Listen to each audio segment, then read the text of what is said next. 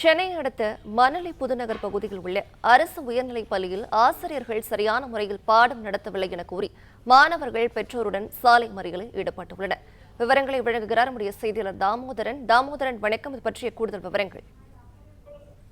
வணக்கம்.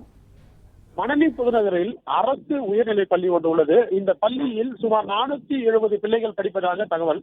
அதன்படி இந்த ஆண்டு முதல் 6ஆம் வகுப்பில் சேர்க்கப்பட்ட பிள்ளைகள் சுமார் 100 பேருக்கு மேல் சரியான இடவசதி இல்லை. அதாவது கிளாஸ் ரூம் இல்ல, அவங்களுக்கு உட்கார அமர்வதற்கு சேர் இல்ல, ஃபேன் இல்ல, அப்புறம் குடிநீர் வசதி இல்ல, கழிவறையில் தண்ணீர் வருவதில்லை. இப்படி போன்ற பல பிரச்சனைகளாகவும் டீச்சர்கள் சரியான முறையில் பாடம் நடத்துவதில்லை.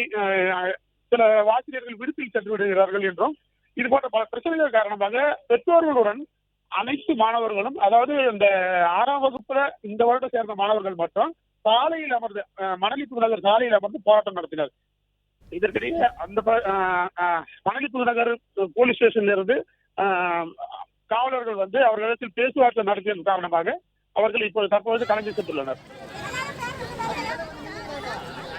கிளாஸ் ரூம் எடுக்கல.